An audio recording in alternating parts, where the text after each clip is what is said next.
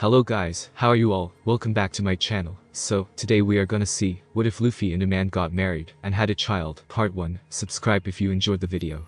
Let's begin this story. Hey look, there's Raftel. Luffy said, looking at the front of his boat with a wide grin on his face. Finally they had made it. It had been 5 years since he had taken down Kaido, but they had finally found the last red poneglyph and made it to Raftel. We finally made it. The world's greatest swordsman Zoro said, smiling, as he saw the fog-covered island getting closer. Up daddy. Wanna see? The little 3-year-old girl held her arms up for her daddy to pick her up, causing Luffy to laugh and swing his daughter up onto his shoulders. So that's the finish line, huh? Nami said, as she began to map out the ocean currents and all around the island, barely restraining herself from leaping ahead like Luffy usually did to map out the final island in the new world. Looks like we made it, Sonny. Super. Frankie said with a grin and tears in his eyes. He finally saw his ship to the finish line. Yo ho ho. This calls for a feast and a song. Brooke cried, as he scooped up his violin and began playing a song for them, causing the crew to cheer, as he played Bing's sake. Daddy King now. Luffy's 3-year-old daughter, Little Pixie, said, clapping her hands happily. And that makes you my little pirate princess, and your mommy my queen. Luffy said, covering his daughter's face with kisses, and making her giggle while her mother laughed, as she stepped over to her husband. Not to mention the new baby is going to be another prince or princess of pirates. The new pirate queen said with a smile, and a hand on her belly which was flat at the moment. They had learned about the new baby just barely a week ago, their second baby. Out of all of the supernovae, of course it would be you who would become king. Jewelry Bonnie said from where she was standing by Robin, the Straw Hats having rescued her from the Marines 4 years ago, and she had just sort of never left. Well, I am the last known reader of the poneglyphs, and I'd never lead anyone else to the finish line. My captain is the only pirate king I will accept. Robin said with a smile, as she looked at Raftel. The true history will be on the island. She couldn't wait to finally read it. Alright, the food is almost ready. Sanji called from where he was grilling a fish from the North Blue, while also chopping up a South Blue fish for a salad.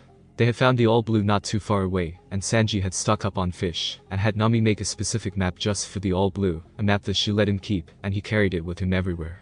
He couldn't wait to sail back to Barady, and show the old geezer. You remembered to make baby healthy food for the queen, didn't you? Chopper asked, frowning at Sanji, who pouted slightly at being reminded that his idiot rubber-brained captain got more love from a woman than he did. Yep. Got it right here. Sanji said, motioning to a plate that was almost as stacked up high as Luffy's was, but was filled with food that would contain all the nutrients needed to ensure that the unborn baby was healthy and strong when he or she was born. Honestly, you guys, I'm barely even a month along. The new pirate queen said, shaking her head bemused, but she was smiling. She didn't mind them being protective of Pixie or the baby, but she did get annoyed when they got so protective and smothering her. She was a full-grown woman for C's sake. You're still carrying precious cargo. Luffy said, wrapping his arms around her and pulling her close, stretching out his legs and neck a bit so that he was just a little taller than her. He knew that while she liked being so tall, she liked it better sometimes when he stretched so that he was taller than her and she could bury her face in his chest. Mama, Pixie said, reaching her arms up to her mother, who picked her up and held her baby girl close to her chest. We're about to dock. Jim called from the ship's wheel, causing the small family to look up in time for the ship to pull to a stop and the anchor to drop. I can see the poneglyph. With your permission, Captain, I'll take Nami and go over there. Robin said, looking from the large rock to her captain, who grinned at her. Go fulfill your dream, Robin. Luffy said, causing her to smile brightly, grabbed the already prepared navigator, and the both of them dashed off of the boat. Shall we, Captain? Jim asked, smiling at his captain and the captain's wife. Let's go. Luffy said, picking his wife and child up in his arms, and jumping over the side of the ship onto the mist-covered island. Ouch. Luffy and his wife both cried out immediately when their feet hit the shore, and immediately the entire crew was in battle positions around them. Mommy, Daddy's back hurts.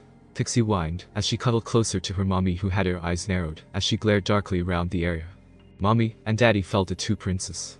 Luffy said, as he set his wife on her feet, and glared around the area searching for whoever or whatever hurt them. Luffy, you're back. Nami was the one to gasp out, as she saw her captain's bareback, the straw hat wearing goofball, having decided to forego his vests and shirts when his wife once made a mention of how much she liked seeing him shirtless. As the crew and queen quickly looked to see what was on Luffy's back, he checked on his daughters. These marks must be what happens when the new king lands upon these shores, Robin said, humming thoughtfully, as she saw the black and gold mark across her captain's toned back, the red second pirate king in an elegant scrawl with a blood red and black crown above it. And since Pixie was here too, she got the mark of the princess. Luffy said, letting the others see the pirate princess and the small tiara on his daughter's back. Over the course of a moment or two, the rest of the crew gave startled exclamations when they found different writings and symbols on different parts of their bodies, such as Zoro having King's Swordsman and a katana inked onto his chest. Bonnie was the only one not inked well, not that they knew about. It looked like she vanished into the fog and mists. "Look out, there's a strong wind," Nami warned when she felt the weather patterns change sharply all of a sudden, distracting her from the King's navigator and a picture of a map that was inked onto her stomach. "This is no normal wind," Robin exclaimed at the first blast of wind that sent Chopper flying away, with Nami going flying soon after. "The wind of change. I've heard about this, don't fight it. Just hang on to each other, as much as you can." Brook's words cried at them, as he was blown away, as well with Sanji not far behind. "Hang on to daddy tight, princess. We're going to try and grab mommy," Luffy said, as he held his daughter close and refused to let go, trying to struggle against the wind to reach his wife, who was holding her ground as much as she could, while Robin and Frankie were sent flying next. "We'll find each other again. We'll all meet up again like last time. I'll find a way to signal you," Luffy called to Zoro and Jim as they were sent flying. Luffy was almost to his wife's side now. "Luffy, Pixie." She tried to grab her husband and child, she really did, but reaching out for them instead of holding onto her sword like she had been to keep from being sent flying, proved to be her undoing.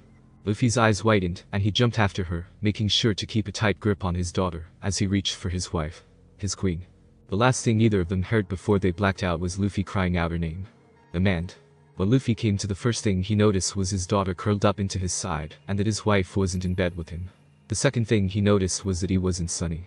In fact, it looked like he was back in the treehouse. Glancing out of the window, he confirmed that it was exactly where he was. He was back on Dawn Island. "Daddy, where's mommy?" Pixie asked, as she woke up and looked around for her mother. "I don't know, sweetie. The strange wind must have blown us to different islands. It's okay though, because mommy is strong. She'll be able to protect herself until you and daddy can find her and protect her," Luffy said, not wanting his daughter to get worried, as he picked her up and began to climb down the ladder. "Brat. Who's the little brat?" A familiar voice yelled from behind Luffy, causing him to look shocked for a moment. "Daiden." But she had died protecting Makino and her baby from the Marines. "Daiden?" Luffy asked, shocked, as he stared at his foster mother, while Pixie tilted her head at the new lady curiously. "Daddy, who is that?" Pixie asked, making Daiden's jaw drop open at the title the small snake-necked girl had used for the rubber boy, who suddenly looked a lot older than the bandit leader remembered. "That's Daiden's sweetheart. She helped raise daddy when he was little," Luffy said, causing Pixie to blink slightly. "She's daddy's mommy?" Pixie asked, making Luffy shrug just a bit and smile sheepishly. "Only mommy I ever knew. That makes her your Bachan, doesn't it?" Luffy asked, suddenly realizing that Daiden had died before Pixie was born. Pixie only heard of some stories about the woman. This was the first time his little girl was meeting pretty much the only grandmother who would accept her. She only knew that Big Mom wouldn't. "How do you have a 5-year-old daughter already?" Daiden yelled at Luffy while Pixie grinned toothily, showing her tiny fangs that she inherited from her mother.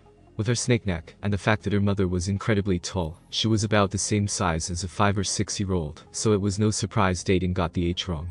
"I am 3. Pixie said, holding up 4 fingers by accident and making Luffy smile and kissing her curly blue hair. She was almost a clone of her mother, but she had Luffy's smile and his nose.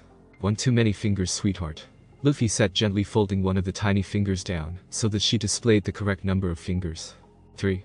Pixie said, beaming, and now holding up the correct number of fingers. "How the hell do you have a 3-year-old daughter? You're only 17. Daiden shouted at Luffy again, making him blink before grinning. "Rafto must have blown us not only to different islands, but also back in time, sweetheart. This is where daddy was raised before he became a pirate. If the 2 of us are on this island at this point in time, then mommy and the others must be back where they were before daddy met them." Luffy tried to explain what he thinks happened to his little girl, causing her to look confused. "Lost, Uncle Zoro?" Pixie asked, making Luffy laugh again while Daiden was trying to wrap her head around what he said. "Back in time. As if he was from the future. Well, that would explain all the new scars, the muscles, why he looked older, and the ink on his back. Yeah, they're all lost, and we gotta find them like we do, Uncle Zoro," Luffy said, kissing his daughter's forehead with a small grin on his face. It had been hilarious watching Zoro look so embarrassed when the 3-year-old told him he was going the wrong way. "Mommy?" Pixie asked, making Luffy nod his head. "We'll find some way to get to your mommy first. We are letting her stay where she is, especially not in her condition," Luffy said, as his eyes flashed dangerously. If Big Mom found out his wife wasn't part of her crew anymore, or if she found out that Amande was pregnant, there was no telling what she would do, except that it would not be good for Amande and the baby. If there was one scratch on his wife when he got to her, he was going to burn Big Mom's entire island down with her still on it. Around that same time on Nuts Island. Pix. Lu. Amande shot awake in an instant as she looked around for her husband and child, only to have to pause when a wave of nausea hit her. Easy baby. We have to find your daddy, and Amande put a hand on her belly and began to talk to the child within it, like she had done when pregnant with Pixie, when she noticed that she wasn't Sunny. No looking around, Amande noticed that she was in her room back on Nuts Island. Thankfully she didn't have any homies in her room who could report her out of character actions back to her mother. Nuts Island, I'm still alive, there's no chains or shackles, and my siblings aren't even trying to attack me. What's going on? Amande noted all the things that were honestly freaking her out at the moment. But the way her mother had reacted to Amande defecting and joining the Straw Hats, much less about Amande marrying Luffy and having his child, she never thought she'd get to see her home island again, unless she was either dead, dying, or a prisoner. Grabbing the newspaper that her servants always left under the door for her, she looked at the date. We've been sent back in time. By the sea, do I hate New World mist and bullshit, Amande said, sighing, as she pinched the bridge of her nose. Feeling a rolling in her stomach that she knew all too well, Amande headed for her private bathroom without delay. Are you alright, sister Amande? Burlee asked, appearing out of a mirror looking worried when she saw her sister throwing up. I'm fine, Burlee. Must have caught a stomach bug on my last mission. Amande quickly tried to wave her sister off, trying to hide how tense she was when her sister appeared next to her. Better leave quickly. Don't want you to catch it, Amande said, making Burlee look hesitant before nodding. Call through the mirrors if you need me, Burlee said, looking worried, but earning a smile and nod from Amande before Burlee vanished into the mirror.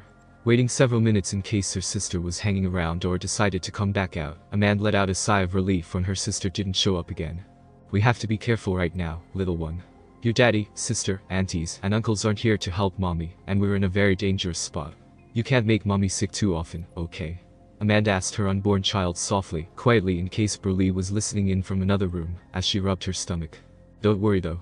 We'll find daddy and the others soon, or they'll come find us. You know how protective your daddy can be, and if you don't yet, you will soon.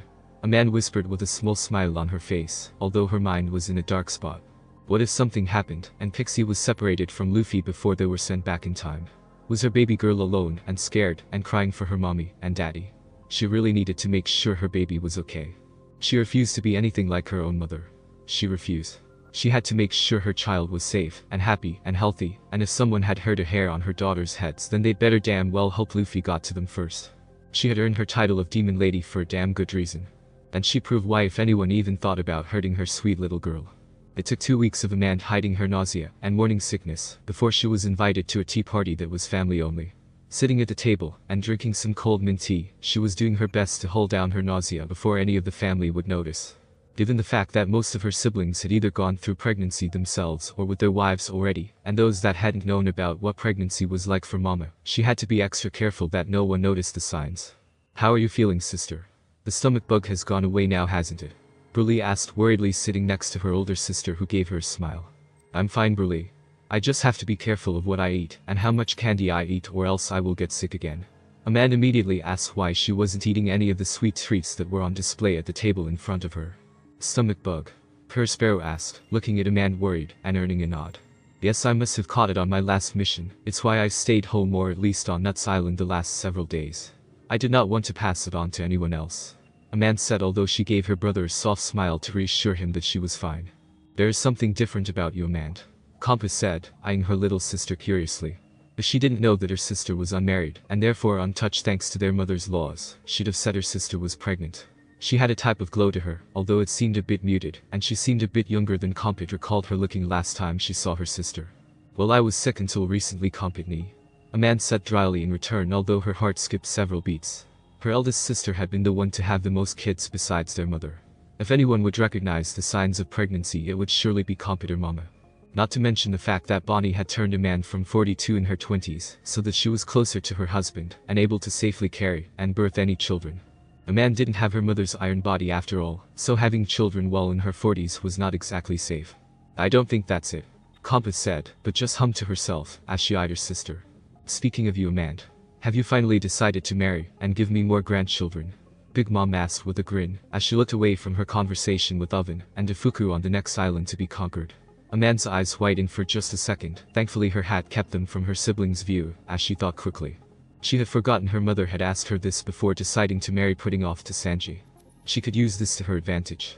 I think that might be what Competny says seems different about me actually. I have decided to finally marry, but I'd like to go out past the islands and find a husband myself, Mama. Amande said, setting her teacup down, and making the entire table go silent, as they all stared at her in disbelief. Amanda had been pretty much the only daughter to refuse to marry, simply because none of the men her mother was interested in marrying her off to were strong enough for her. Amanda was a minister, and combatant first and foremost. Away from the islands. Big Mom asked, her eyes narrowing on her daughter who started back up unafraid.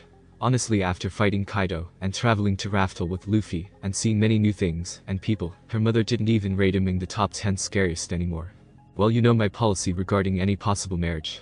My husband has to be as strong as, if not stronger, than me in a one-on-one fight. Aside from my brothers who are out for obvious reasons, there is no one in Tattoo Land who can match me in a fight. Leaving Lotto Land, and looking for someone myself, I stand a much better chance of finding a strong husband, as well as a unique one. Amande said, knowing exactly what to say to make sure her siblings and mother didn't question her motives. Did she feel bad for manipulating her siblings like this? Yes, a little bit. Was she going to let that stop her? Not at all. Did she feel bad for manipulating her own mother like this? Hell no. Strong and unique, Big Mom murmured, as she thought about it, making Amande nod her head. Yes, I figure if he's as strong as I am, and unique, then any children we have would be naturally strong and unique as well. Amande said without batting an eye, and making her siblings know where she was going with that immediately. Strong and unique husband meant Mama's approval. Strong and unique children meant that Mama wouldn't hurt them. All the siblings that had children of their own inwardly applauded their sister's idea. It was a surefire way to keep their mother from ever attacking or killing whoever Amande married, and any children she had. Mama. Good thinking, Amande. As soon as we're done here, you can take one of the torch ships, and some homies, and go find yourself a husband. Big Mom said, making Amande smile slightly, glad that it worked. Thank you, Mama, but I'm afraid that I should not take a torch ship or homies with me. Amande said, making Big Mom raise an eyebrow at her daughter. If I were to take a torch ship and homies, then many would assume that I am landing on their islands to slaughter them all, and conquer it in your name. That would drive anyone with any brains or usable strength and skills away, and those with unique traits would be much harder to find, as well. Perhaps one of the smaller boats, and a crew of the servants from my island would be better. Amande explained to her mother, hiding the real reasons, and not showing any hint of deception. After all, the torch ship and homies all report back to Mama, so as soon as they noticed a pregnancy or that something was off with the way Amande was acting, then she'd be busted in a heartbeat. You could disguise yourself as just another pirate out searching the seas for a husband that matches your standards when it turns out that you're actually a princess in disguise, searching for a suitable prince. How romantic. Praline said, sighing heavily, and making Amande blink before she blushed slightly. That wasn't what she was going for really, but yeah, okay, she'd take her sister's accidental help. Been reading romance novels, Amande? Oven asked with a laugh, and made Amande avert her eyes, and not say a word. Mama. This sounds like a marvelous prank to play on who you choose, as husband. Very well, pick a crew, and ship from your island, and sail whenever you wish, just make sure you have a Viva card, eternal log pose that will lead you back home, and a snail. You will have to call us at least once a month to make progress reports, or else I am sending Katakuri and Smoothie to retrieve you. Billet will be taking over your duties as minister. Big Mom said, making Amande nod, and bow her head a bit. Yes, Mama. Amande agreed before she turned to look at her horned sister, who was busy reading the paper over Mondor's shoulder. Billet? Amande questioned, making her sister look confused. Sorry, did you say something, Sister Amande? Galette asked Amande to curl an eyebrow. Her sister was not usually distracted so easily, especially if Mama was talking. You will need to come with me to Nuts Island, so that I can tell you what you need to know about being the minister. Amande said, making Galette blink before nodding her head, and glancing at the paper in her hands. Is there something interesting in the paper, Galette? Pudding asked, looking curious about her sister's actions, as well, and making Galette's cheeks tint pink. She's staring at the news bounty poster of the guy she considers to be handsome enough for her. Monty Dor said with a snicker, and made Galette whack him upside the head. It's an impressive starting bounty, and he doesn't look like the usual pushovers, not with those muscles and scars. Galette said, blushing a bit, and not meeting anyone's eyes. Oh? Big Mom asked, curious about this new bounty. A pirate by the name of Straw Hat Luffy. Apparently he and his crew took out all of the big names in the East Blue, including a fisherman that was fried by his navigator using lightning. Monty Dor said, making Amande's eyes widened, and she had to refrain from showing her surprise. A devil fruit? Defuku asked, bored, and earning a shake of the head from Monty Dor. No, from what the newspaper says, it was just using weather conditions. She adjusted them, formed a large lightning bolt, and completely fried Arlong the fisherman. Her captain didn't have to do anything at all. The only reason he has the bounty is because of 3 important things. Monty Dor said, catching everyone's attention. First, he beat all of the other big names with just 1 attack. Second, he completely destroyed a corrupt marine base with 1 attack that apparently involved using hockey. Third Montidor trailed off, as he glanced at Amande who raised an eyebrow at him. He has a swordsman on the crew. Sister Amande, his swordsman, defeated Mihik. This newbie has the world's newest greatest swordsman on his crew, and this Zoro guy seems to be completely loyal. Montidor said, making even Big Mom's eyes widen in shock and disbelief.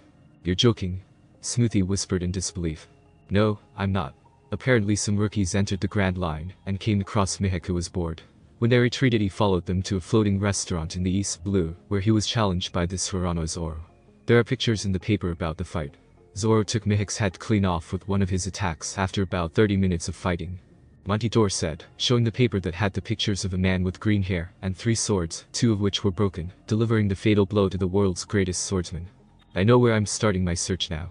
A man said after a moment of complete silence amongst the table, something unheard of when the Charlottes were all in attendance. Good luck, sister, and don't get killed. Katakuri said, making the others nod in agreement. Mama. He certainly will be a strong and unique one. Go quickly, Amande, before you can no longer find him. Big Mom ordered her daughter, who stood from the table and nodded her head. She hid her smile until she was already leaving Nuts Island with a small boat and a crew that was entirely devoted to her and her alone. Rescuing them from the slave ship would have that effect. Hang on, Pixie. Luffy. I'm coming to you. Amande murmured to the wind as her crew began sailing, while Amande smiled, feeling at home on the sea.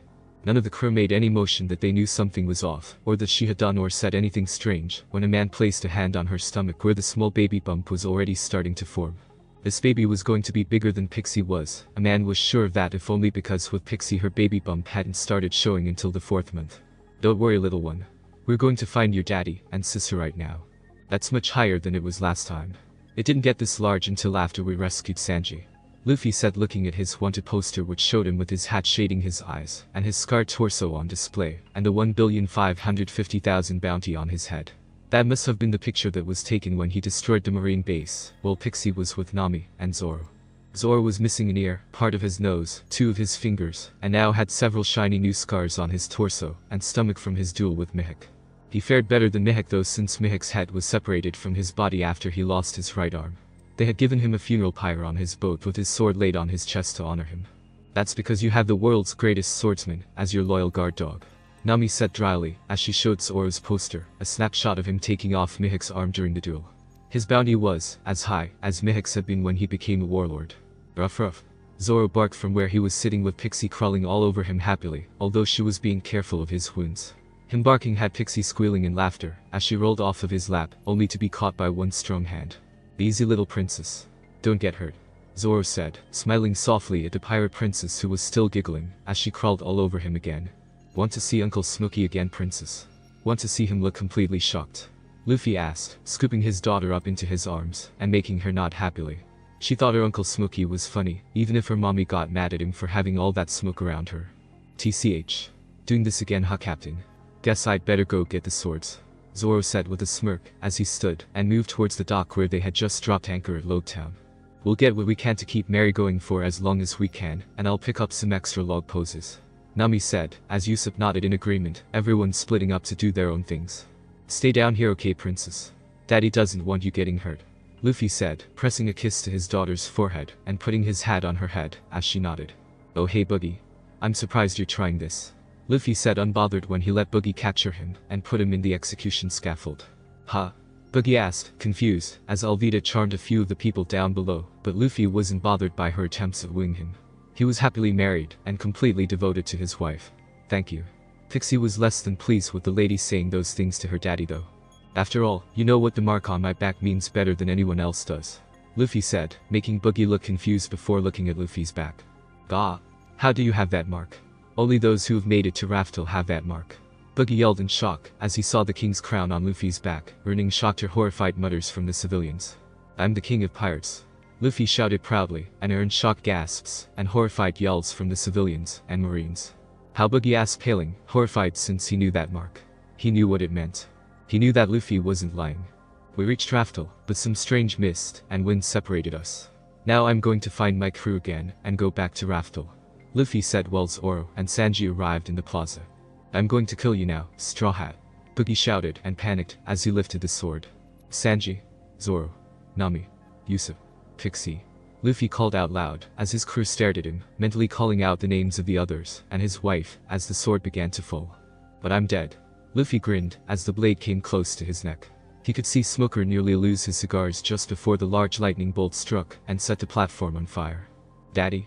Pixie cried out, moving, as if to run to the platform, but was quickly caught by Sanji. "I'm still alive. That's nice," Luffy said with a laugh as he stood up unbothered and made Alvida, the Marines, and everyone not one of Luffy's crew jaw drop in horror and disbelief. "Daddy?" Pixie quickly ran to her daddy and jumped into his arms as she jammed his hat onto his head. "Hey there, my little princess. Don't worry, Daddy's alright." Luffy quickly soothed his daughter as he kissed her head, holding her close and rubbing soft circles on her back. "I'ma tell Mama you were stupid," Pixie said, making Luffy grin at his daughter. "That's fine with me, sweetheart. Me being stupid is what led to me and Mommy having you, not to mention the new baby on the way," Luffy said with a laugh, recalling how exactly his wife reacted when he did something stupid. She seemed to like his stupid antics, since they were fairly sure Pixie was conceived during one session after a particularly stupid stunt. He was 90% sure the new baby was conceived after he nearly fucked her silly when they got out of one battle, where he decided the best way to take out the enemy was to tackle the rival devil fruit user into the sea. She had said that if he ever scared her like that again, then he would be sleeping in the brig, when he pointed out that it was the only way to save Pixie from being targeted by an attack while she wasn't able to walk straight for the next 2 days. "Going to find Mommy?" Pixie asked, making Luffy smile and nod as he began walking to his boat while Zoro saves to Shaggy a reality check on what swords were made for, and it wasn't to be used as wall decorations. "That's right, sweetheart. We're going to the Grand Line, and we're going to find Mommy and your Aunt Robin and uncles," Luffy said, completely ignoring Smoker who was rushing towards him to stop the rubber captain. "Unhand the child's straw hat," Smoker snarled as Luffy easily avoided the jab without looking. "Why would I let my daughter go?" Luffy asked, blinking confused at Smoker whose eyebrow twitched at this. "You're a pirate. You probably kidnapped that girl, she looks nothing like you." Smoker snarled, looking at the girl's elongated neck, slightly greenish skin, curly blue hair, and dark green eyes. "You're right. She takes after her incredibly beautiful mother. But she has my nose, and my smile, and trust me, she's my little princess," Luffy said, pressing a kiss to his daughter's hair. "Still not letting you go anywhere," Smoker said, grunting slightly, as he pointed his jute at Luffy who frowned at this.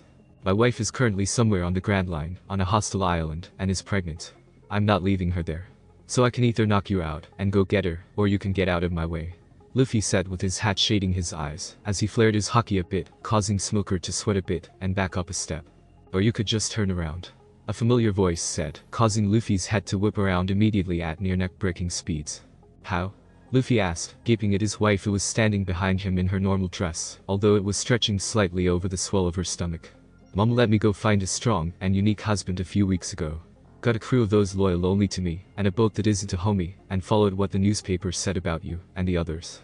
Seastone bought him on the boat so we could go through the calm belt," Amande said, walking towards her husband who grinned widely. "Mommy?" Pixie cried happily as she was plucked from Luffy's arms, and Amande looked relieved as she pressed kisses to her daughter's hair. "I saw what you pulled up there on the stand, Luffy," Amande said, looking at her husband who gave her a sheepish smile, and shrugged while Smoker was gaping at the impressive height of the woman. "Sorry?" Luffy asked, making Amande smile, as she stepped over to him while he stretched his legs out to her favorite height. "I haven't laughed that hard since you pranked those Marines. As long as you promise to be gentle I can give you a small reward." Amande said, her eyes lidded slightly as she stepped closer to him. He just laughed and pulled her close to his chest. "I'm always gentle until you beg me for more," Luffy pointed out with a grin as he held her close. "Idiot. Don't be saying things like that around Pixie," Amande said, blushing slightly and trying to hide it as she buried her face in his chest. "Shh. Sorry. Don't repeat anything Daddy says, sweetheart.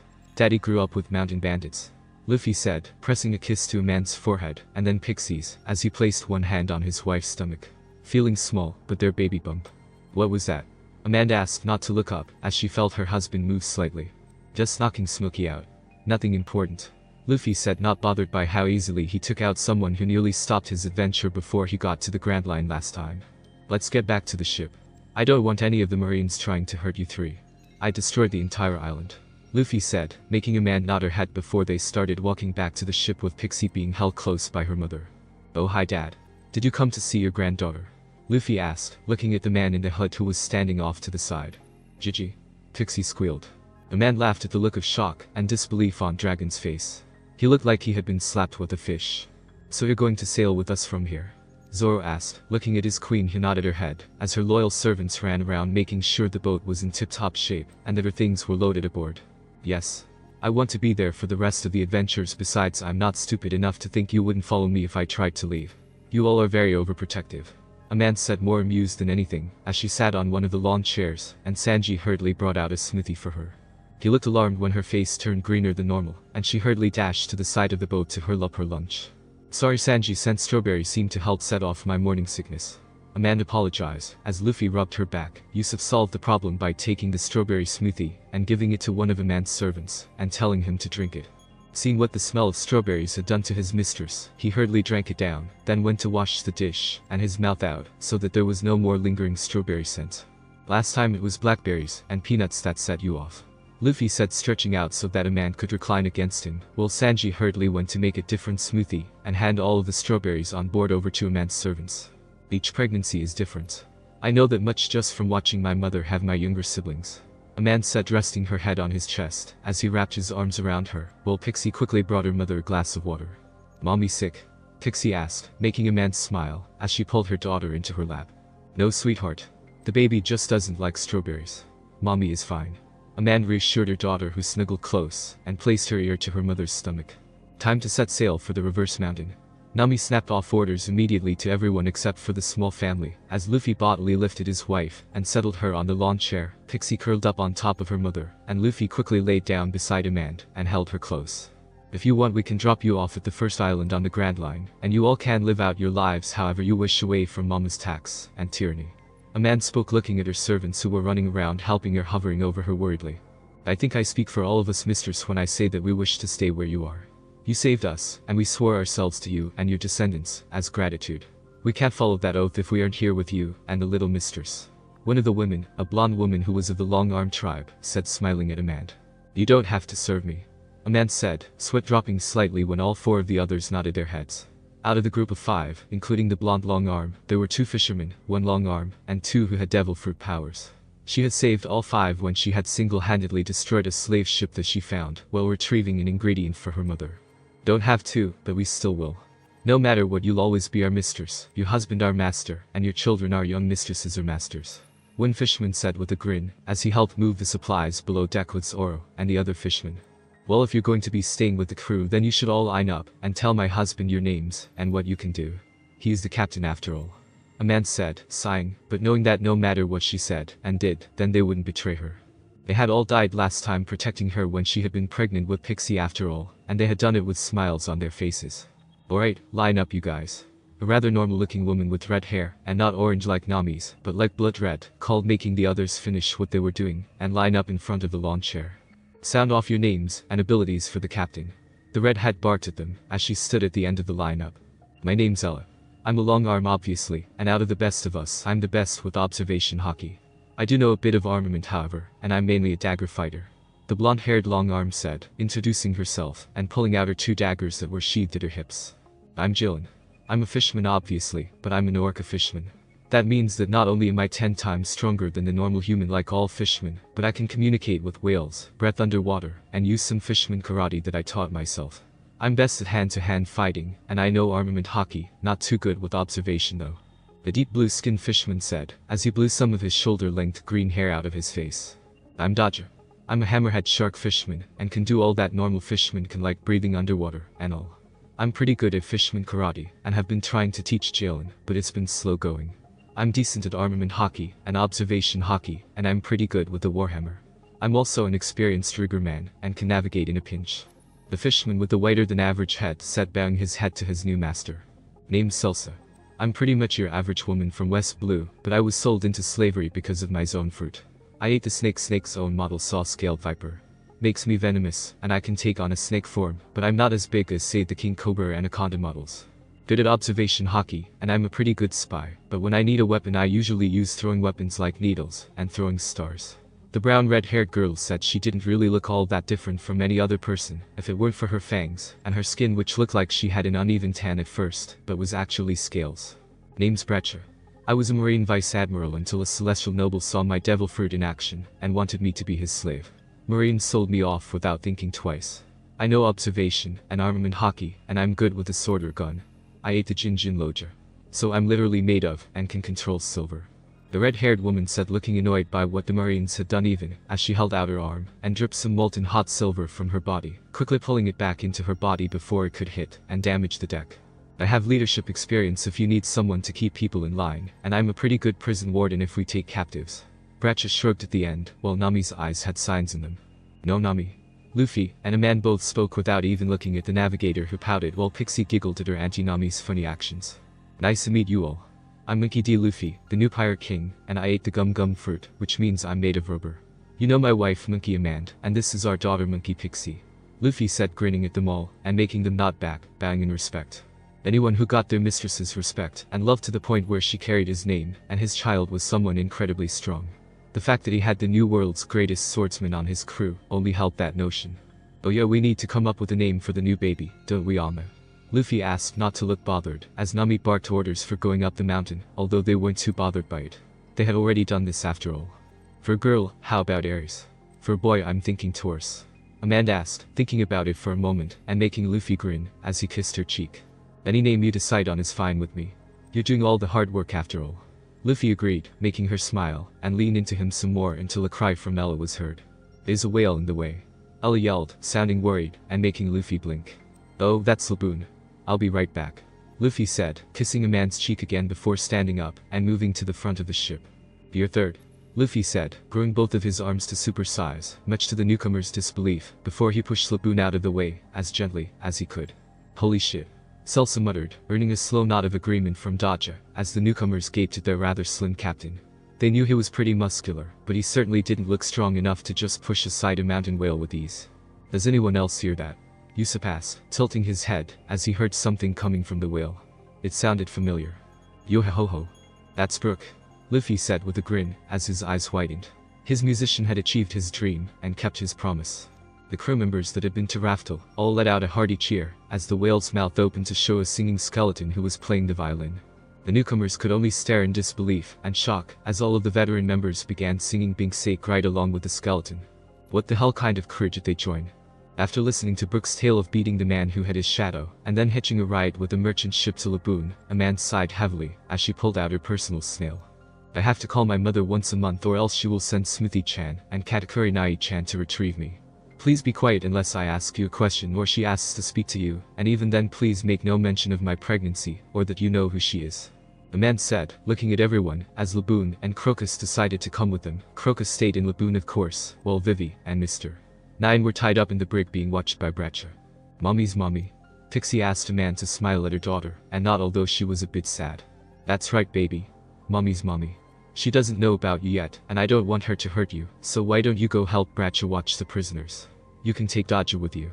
Amande said, running her hand through her daughter's hair and making the little girl look a bit upset, but nod and tug on Fishman's hand until he obediently followed her to the brig. Eh? Who is this? Big Mom demanded after Amande dialed the snail, and it was answered on the first ring. Mama, it's Amande. Amande set her face set into its normal melancholic expression that was shown over the snail. Amande, how's your search going? Big Mom asked Amande to glance over at Luffy and give a small smile when he walked over to her looking worried and serious. I found someone, Amande said, making the snail grin widely up at her. Oh? And how strong is he? What about being unique? Big Mom asked, making Amande smirk slightly. I can confidently say that he is stronger than Katakuri Nai-chan, and he is definitely one of a kind. Amande said, not lying at all, and earning wide eyes from the snail. Is that so? Big Mom asked slowly, making Amande nod her head. You know that I am able to fight Katakuri Nai on even footing for at least 10 minutes. The man that I chose to be my husband beat me in sparring in less than 1 minute. Amande said, and she wasn't technically lying right then either. The first time she had sparred with Luffy after joining his crew last time, he had beaten her in 1 minute because she had been underestimating him. Oh, and your progress in getting him to marry you? Big Mom asked Amande to look at her wedding ring and smile. He has already given me a ring. It is not official yet, but it is his ring on my finger. Amande said, and that was true too. While Smoker had married them in the last timeline, they were not officially married in this one. Very good. And the status of possible grandchildren? Big Mom asked Amande to frown slightly since she had to lie right now, and she hoped the few siblings who could tell when she did lie weren't around at the moment. Your laws state that I am to be untouched until marriage, Mama. There are no children on the way yet until the marriage is official. Amande said, making Big Mom frown for a moment as she thought about that. Well, that certainly won't do.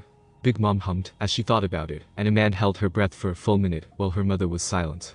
Tell me about his crew. I presume you have enough standards to choose a captain as your husband. Big Mom asked, finally making Amande's eyes narrow a bit in worry, but she nodded. Yes, my husband is the captain of this crew. His first mate is the new world's greatest swordsman. Amande said, making Big Mom quirk an eyebrow, which was kind of funny to see over the snail. And he's just the first mate. Are you sure you should not have chosen him due to him being no doubt stronger than his captain? Big Mom asked, narrowing her eyes, and making Amande shake his head. I made the right choice, Mama. I can put the swordsman on himself if you'd like to hear it from his mouth, but his captain is undoubtedly stronger. Amande offered to make the snail hum for a moment, while Zoro already moved towards it. I want to hear it myself, Big Mom said, making Amande nod. Zoro? Amande asked, only to blink when she noticed that he was standing right beside her now. She had been too focused on the snail to notice him moving. Right here, my queen, Zoro said gently, taking the receiver for the snail from the pirate queen. Queen? Big Mom questioned that term immediately. Of course. The only captain worthy of the world's greatest swordsman is the pirate king. That's exactly who my captain is, so that makes the woman he chooses as his wife the pirate queen, Zoro said, as if it were obvious. Amande winced at that, as she eyed the snail for a moment, as everything was quiet, and then she looked relieved when the snail merely gave out a loud laugh. Quite the interesting one you are. Tell me about your captain. Is he really stronger than you? Big Mom demanded with a grin on her face. No matter how hard I train, no matter how strong I get, he is always stronger than me. He is the only person I will ever bow my head to, and for, Zoro said without hesitation, and made Luffy grin at his swordsman, who grinned back. I see.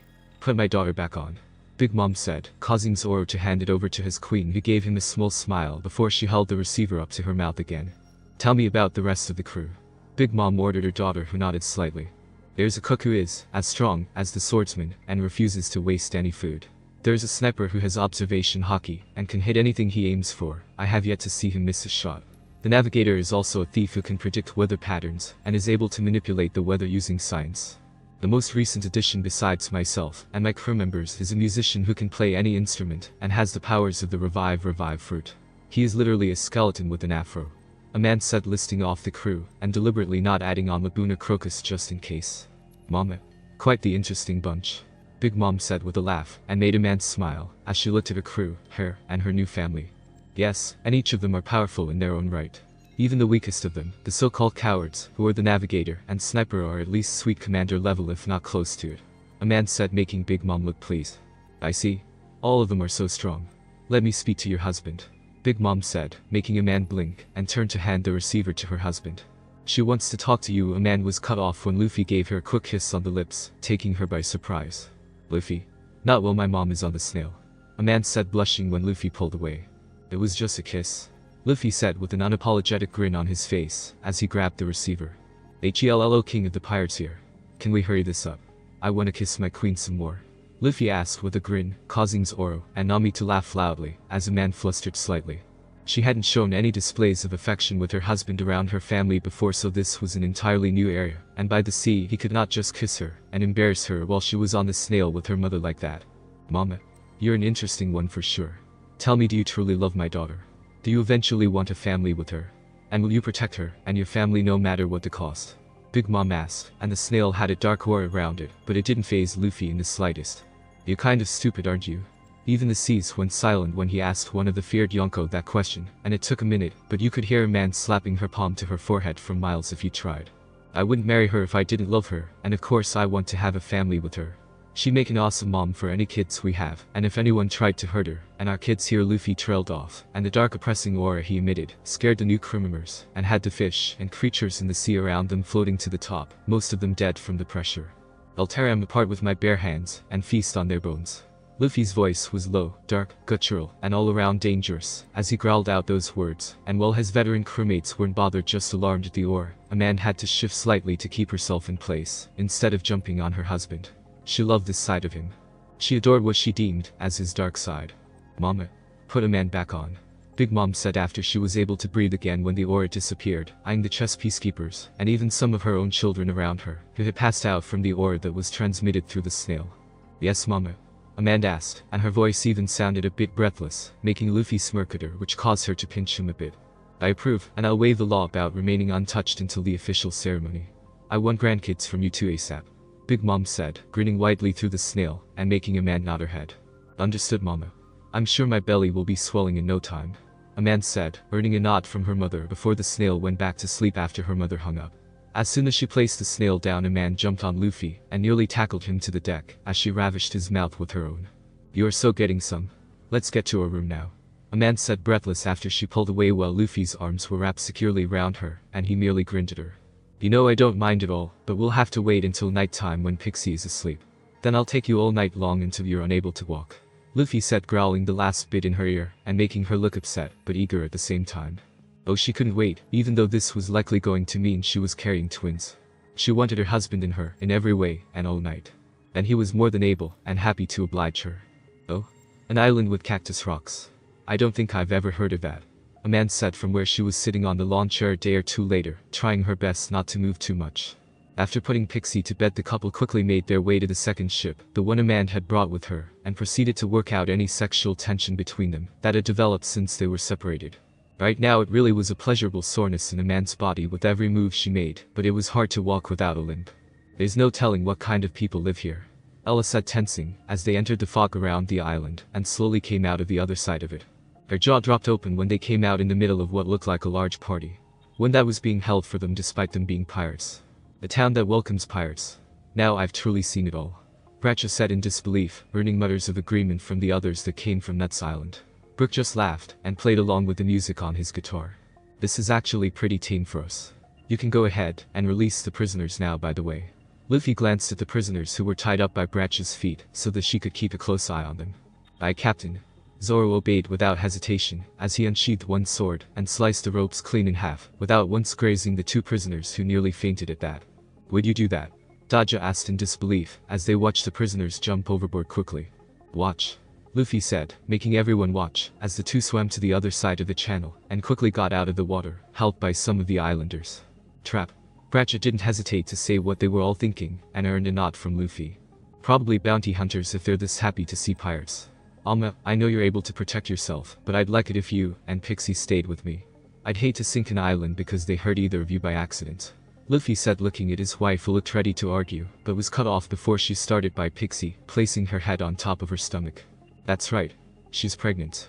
That threw off her entire center of balance, and straining herself for fighting, ran the risk of hurting or even killing the little ones inside of her. That was one thing she couldn't and wouldn't stand for or let happen. "Alright." Amande relented, making Luffy grin, as Nami and Usopp lowered the plank. "Alright, let's play along for now, but as soon as they make a move, be ready. Someone told Laboon and Crocus to be on standby, and that we'll bring them back some food," Luffy said, making the crew nod their heads while Jalen dived underwater to follow orders. "Hello, and welcome, excuse me. Hamamama, welcome to Whiskey Peak," a man with his hair in curls said, smiling and tuning his voice as he spoke to the pirates when Luffy and the crew descended the plank. Luffy had his legs stretched out so that he was taller than Amande, making quite a few of the islanders pale. "Hello. We're the Straw Hats. I'm Luffy. This is my wife Amande and our daughter Pixie. To my right is my swordsman and first mate, Zoro. On my left, probably going all noodle style over the woman, is my chef Sanji. The orange-haired woman is our navigator Nami. Next to her is Ella, our lookout, who is the blonde woman. Salsa, our spy, is the woman with the patterned tan, and the Redid is our brig warden Bracha. In the very back is our sniper Usopp, the riggerman Daja, who is the bald one. The green-haired one is Jalen, our underwater expert, and last, but never least, is Brook. He's our musician," Luffy said, making the introductions and causing the crew to nod or wave at the crowd. "I don't believe I've ever seen such unique people before. Tell me, is that because of the devil fruit?" A nun with a high-pitched voice asked, looking at Amande, Pixie, Ella, Daja, and Jalen, while not thinking anything of Celsa's weird tan or Brook's skeleton costume. "No, not at all. I'm a hammerhead shark fisherman, and Jalen here is an orca fisherman. We're pretty hard to find in the blues or this side of the Grand Line, so I'm not surprised you haven't seen one of us before," Daja said, shrugging his shoulders as he finished tying the ships to the dock. It wasn't necessary, but it gave him something to do to avoid all the states. "I'm from the Long Arm tribe, so I have an extra elbow, and all the arm length that goes with it. No devil fruit required," Ella said with a cheerful wave that showed off her extra elbow. "I'm half snake neck. We're hard to find in these parts, so I'd be more suspicious if you said you had seen someone like me before. Pixie here is 1/4 snake neck, which is why her neck is smaller than mine, although it is largely in part due to the fact that she's so little. She'll grow into it," Amande said, smiling up at her daughter, who was currently riding on her daddy's shoulders and saying that she could see almost the entire town. "What about you, young man? One is not normally that tall." The apparent mayor asked, looking at Luffy, who laughed and let his legs snap back to his normal size, making his daughter cheer and laugh at the almost rollercoaster-like sensation of him retracting and his body bouncing a bit like a rubber spring as he settled. "Mine is a devil fruit. I ate the gum fruit, so I'm a rubber man," Luffy said, as the crowd seemed impressed or shocked by the trick he had just performed. Glancing over at his wife, Luffy set his daughter down and waited for a second as she immediately ran to Brook, who swung her up onto his shoulders. "Come. Let us hold a celebration in your honor. We would love to love to hear tales of your travels," the mayor said, making Luffy nod slightly as he put one hand on his wife's arm and the other on her lower back. "Sure, but do you have somewhere Amma can sit down? She shouldn't be standing around too much in her condition." Luffy asked Zoro to move forward as if to help, while Amande rolled her eyes but gave a small smile. "I'm fine, dear. My ankles are just barely starting to swell," Amande said, putting a hand on her lower back as well, even though she did grimace a bit since she had been standing up in one place for too long. "You're starting to hurt. Do you want me to carry you?" Luffy offered, causing her to sigh. She wasn't able to hide the slightest thing from him. She didn't really try usually, preferring to be upfront and honest with her husband. The only time she hid something from him was when she was pregnant with Pixie and didn't know how to tell him the news. "Don't you dare. I need to walk around and do my usual routine for as long as I can, or else my ankles will only hurt worse every time I use them," Amande said, earning a nod of understanding from her husband, while most of the bounty hunters' eyes softened at seeing the two interact, especially since they only just noticed the swell of her stomach, since they were looking for it now. "Come, we can use the bar. Feel free to order whatever you wish from our menu," the mayor said, motioning to the bar not too far away from them actually, while Sanji disappeared for a moment before returning with a package in his hands. "One heat pack for you, my queen.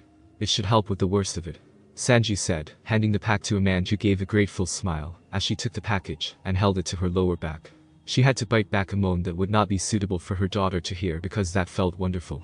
"This pregnancy is going to be much harder than my last one was," Amande said, as she began walking to the bar, Luffy and Zoro on either side of her hovering protectively with Luffy's hand on her lower back still. "What makes you say that?" Zoro asked, raising an eyebrow at his queen, who gave him a deadpan look. "But Pixie, my stomach didn't start to swell until around the 5th month when she started kicking, and my ankles didn't swell until I was 4 months along. I'm only 2 months along with this little one, and already both my stomach and ankles are beginning to swell," Amande pointed out, earning a nod of understanding from the swordsman, while Luffy looked at her for a moment before looking down at her stomach. "Maybe it's because you might be having more than one. Twins or triplets would make you start swelling earlier," Luffy said, making Amande pause and look down at her stomach for a moment as she thought about that. "That's true, and twins are more run in the family," Amande noted as she stared down at her stomach while Pixie ran over to her parents, who had sensed her moving with their observation haki. "Two brothers or sisters?" Pixie asked, reaching up on her tiptoes to feel her mommy's tummy and causing Amande to smile softly as she picked Pixie up and settled the 3-year-old on her hip with one arm. "Maybe. It could be 3 or even 4 of them. We'll find out once they're out of my belly, sweetheart." Amande kissed her daughter's forehead while the little girl nodded her head to show she understood. She might be having 1 baby brother or sister, or she could have 5. Amande was born a Charlotte after all, and most of the women in that family did tend to take after their mother in certain areas. "Why did we waste all these resources on those pirates? Since these 2 failed to get the whale meat, we're going to starve," the nun said to 3 others as they stood outside of the bar, and all of them were bathed in moonlight since night had fallen a few hours ago. All of the pirates were knocked out at the moment, either because of the drugs in their food and drinks, or from just plain drinking way too much. They were all asleep inside of the bar, with Amande curled up into Luffy's side with her head on his chest and their daughter in between them. It was actually a kind of cute scene that made Ms. Wednesday coo at them a bit before she caught herself. "I doubt they're worth much, if at all. Their captain is a family man," Mr. 9 said, noting that, and causing Mr. 8 to shake his head in the negative. "You have not been reading the newspapers. The swordsman is worth over 1 billion birri himself. The captain is worth 1,500,000 birri, and his wife is a New World pirate worth over 700,000 herself," Mr. Wright said, holding up the 3 wanted posters and making the other 3 gape in disbelief and shock and horror. "We nab people with that big of a bounty?" Ms. Monday asked in disbelief as she stared at the posters for Straw Hat, Pirate Hunter, and Demon Lady. "We aren't really going to hand the pregnant woman over to the Marines though, are we? That will leave the little girl without both of her parents. Taking Straw Hat alone will give us more than enough money for a long time," Ms. Wednesday said, looking a bit upset at the thought of breaking that family apart. "Looking out for our children, I like this one, dear," a darkly amused voice said, making the 4 whip around to stare at the top of the building in front of them. Sitting on the edge of the building with a very long sword in her hands was Demon Lady Amande. Behind her was her husband Straw Hat Luffy, who was grinning wide enough for the moonlight to glint off of his teeth.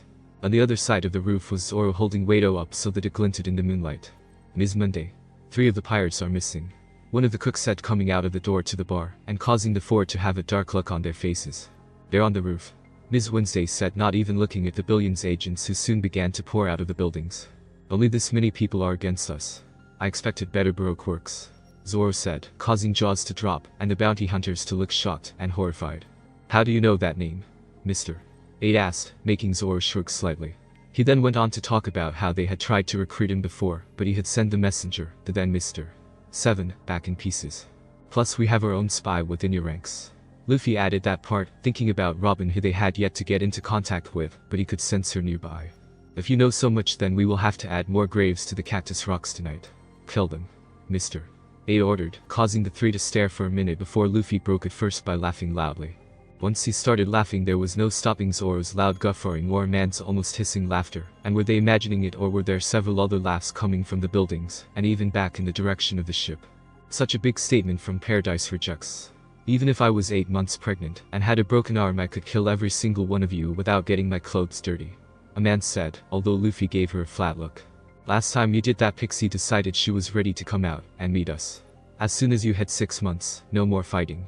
Luffy said sternly to his wife, who sighed, but smiled as she nodded. She had learned her lesson with Pixie. She thought she could have handled it, and she did, but apparently that much adrenaline, and the stress of battle, had caused her to go into labor a month early, and she had never been as scared as she had the moment her water broke, as the last enemy fell. For one horrifying moment she was scared she had lost the baby, and the liquid that fell from her was blood. She had been relieved when her beautiful little girl was born happy and healthy, but she never forgot the terrifying moment where she had thought something was wrong. As you wish, my husband, Amande said, tilting her head back so that she could kiss his cheek. She knew he was just saving her from feeling that helpless and scared again. Oh, I have a lot of wishes. Most of them are what led to us having Pixie, and a few others led to the new baby, Luffy said with a grin, making Zoro snort as the bounty hunters looked a bit embarrassed. Amande just frowned thoughtfully as she tilted her head a bit. The bounty hunters thought she was upset with Luffy or even angry at him. That's not what happened. But I thought it was my idea to use the crow's nest a month before we learned that I was pregnant with Pixie, Amande asked thoughtfully, and made Luffy grow in thought as well. Well, the bounty hunter's jaws just dropped at that. Yes, but didn't we go with my idea of using the training room just before that? Not to mention the kitchen and the library. Luffy trailed off, thinking, and making the male bounty hunters start developing nosebleeds, while most of the women were bright red in the face. But using the brig was my idea, that way we had easier access to the chains, Amande pointed out with a shiver of remembered pleasure. That was one of their more kinky and passionate romps, and she couldn't wait to do it again. Maybe this time she could talk Luffy into tying her down. Is there any room on the ship you two haven't done it in? I've had to disinfect my training room 4 times. Zoro pointed out dryly to the couple, who looked at each other, as if trying to think of the answer. I think we got them all, and most of the deck and railings, Luffy said, thinking about it, but Amande frowned for a moment longer. We haven't done it up against the mast or up there by the sails though, Amande said, realizing that, and making Luffy look at her, and grin. Now I know what we'll be doing after we're done here. Good thing Ella and Nami are watching over pigs for us, Luffy said, making Amande grin back and nod her head. Just remember to be gentler this time. You were so rough last night that I could barely walk this morning for at least a good 2 or 3 hours. I enjoyed breakfast in bed, however, Amande said, making Luffy snicker slightly as he held her close. You were the one who kept begging for me to go faster and harder. I always obey my queen's commands, Luffy pointed out, earning a slight blush and playful smack to the chest from his wife. You two have no shame? Ms. Wednesday asked, her face nearly an atomic red color, while most of the men had passed out with nosebleeds. This coming from the slutty stripper one-up. At least when I dress up like a pole dancer, the only one who sees me is my husband. You're dressed like that for the whole world to see, Amande said completely flat, and made Luffy frown, and look at the outfit Vivi was wearing, and then look at his wife. That kind of dress would look perfect on you, for my eyes only of course, Luffy said after a few seconds, thinking, and making Mr. 9 look confused. Don't you mean that she would look perfect in the dress? He asked, looking at Luffy, who gave him a look that said that the bat wielder was the stupidest person Luffy had ever met. No. The dress would look perfect on her. She already looks perfect in everything and nothing, Luffy said, causing Ms. Wednesday to resist the urge to cool slightly at the romantic thing he had said, while Amande blushes a bit and kisses Luffy hard on the mouth. Keep that up, and we'll deal with both locations tonight, and I leave and wear one of your favorites, Amande said, causing Luffy to grin at her again and press a kiss to her cheek. Everything is my favorite, as long as it's on you, Luffy said honestly and sincerely, making even Ms. Monday agree that yes, it was sweet and cute. The red one, Amande said, making Luffy pause and think about it for a second before his face lit up happily. Do we have enough whipped cream and chocolate or cherries for that one? Luffy asked, and instantly everyone was bright red in the face again while Amande grinned at him. I stocked up on our special supplies at Lowtown. Amande assured her husband, who pulled her into a passionate kiss that quickly devolved into a make-out session usually invoked by horny teenagers. Oh, I love birds. There's still bounty hunters after our heads, you know. Zoro asked, but he was more amused than annoyed. The reactions of the bounty hunters were fucking epic. Besides, he could take them all down in just a few seconds by himself, so it wasn't like his king and queen needed to even get involved. Thank you for reminding me, Zoro. Can you wait a minute so that I can take them apart? Shiro is hungry for blood. Amande said, pulling away from Luffy, who grinned widely at her and kissed her head. That's fine, try to leave the numbered ones alive. I know how excited you get when fighting and spilling blood. Besides, it's hot watching you fight. Luffy agreed, easily earning another quick kiss from his wife, who tightened her grip on her sword. You're definitely getting lucky again after this is all over. Amande said with a wink before she vanished, and appeared down amongst the bounty hunters, much to their shock at her speed. A single swipe of her long blade had cut down most of them in the span of a few seconds. Are you two trying to make sure she's having twins or something? Zoro asked, raising an eyebrow at his captain. He and his wife were much raunchier than usual recently, and they'd only been together for 2 days, since they were all sent back in time. Oh, I'm 80% sure that she's already carrying twins. I think we're working on triplets now. Besides, this isn't as bad as when she was pregnant with Pixie. She was always turned on by the smallest things then. Luffy pointed out, making Zoro's sweat drop when he remembered his queen getting turned on by the most random things when she had been pregnant the first time. All of the crew had walked in on them at least once, and so had some of their enemies or allies. Zoro had been 89% certain that even the Marines had bets going on, not just who would be the next person to walk in on the couple, but also where. Not like they cared. The two still went at it even after being walked in on. Fair point. It is Valentine's Day. Mr. 5. Did you come to help us? Mr. 9 asked, and earned a scoff and laugh from the pair, who proceeded to explain that someone had found out the boss's identity, and that they were sent to dispatch of the threat and mole in their organization. Princess Vivi of Alabasta, otherwise known as Miss Wednesday. So the slutty stripper is actually a princess? Amande asked the bounty hunters to remember that the pirates were there.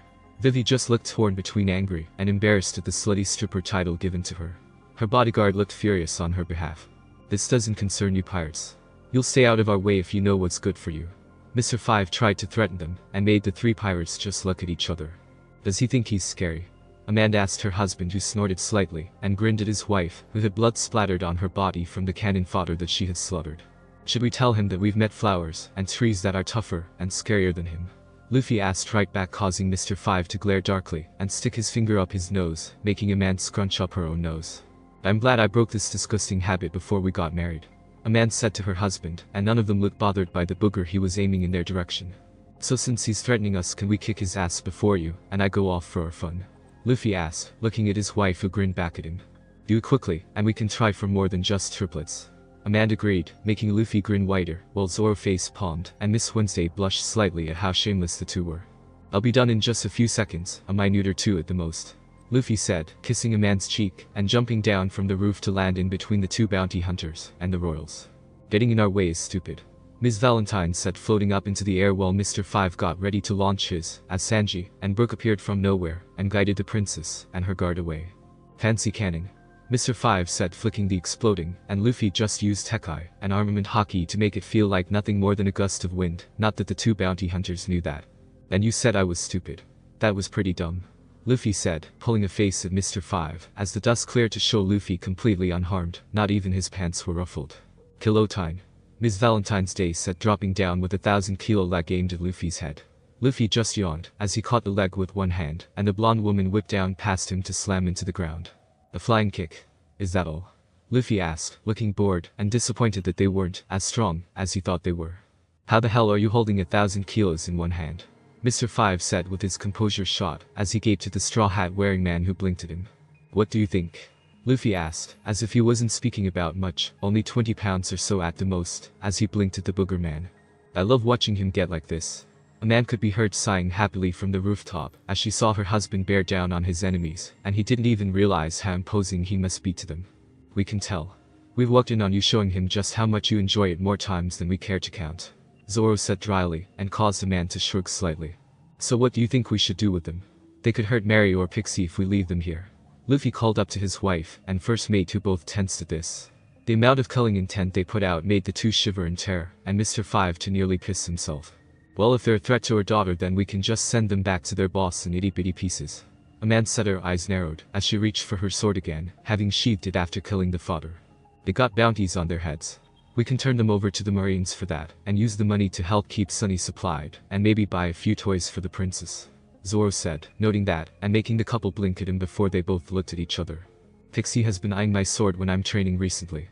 Maybe getting her a wooden one to start training with, and disguising it as playing would be a good idea. But with the bounties on our heads, we wouldn't be able to hand in these to ourselves. Amande pointed out, and made Luffy nod at that. Yeah, they'd go after us cause we've got higher bounties. Nami, and Usopp, and Brook, and the new ones don't have bounties yet. They can hand it in for us. Luffy pointed out, earning nods from the other two, as he then focused his haki on the two, and knocked them both out easily. Looks like Pixie can start her training to be a swordswoman sooner than we thought. Amande said with a smile, as Luffy tied the two up with some rope he found nearby. It was probably meant to be used to tie up pirates for the bounty hunters to turn in, so this was karma. Yeah, but no heavy training for you for a while. Luffy reminded her, as he lifted the two over his shoulders, heedless of the fact that Miss Valentine weighed roughly 1,000 kilos still. I know the drill.